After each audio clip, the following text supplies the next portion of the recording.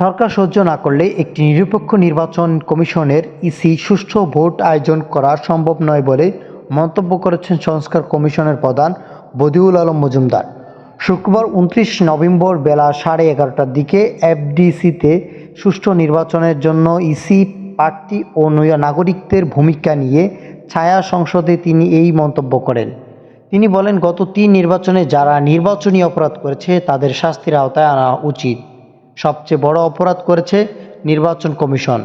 গত 3 নির্বাচনে কেউ ইচ্ছে করে সত্য কথা বলেনি, আর কাউকে বাধ্য করা হয়েছিল সত্য না বলতে।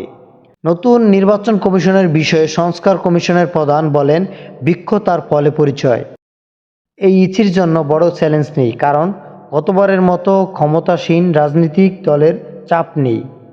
নারী ভোটার ও প্রবাসী ভোটারদের অংশগ্রহণ নিশ্চিত করা নির্বাচন কমিশনের জন্য একটি চ্যালেঞ্জ হতে পারে বলে তিনি মন্তব্য করেন। সংস্কার কমিশনের প্রধান বলেন, নির্বাচন ব্যবস্থা সংস্কার গুরুত্বপূর্ণ, তবে সংস্কারের জন্য সময় দিতে হবে।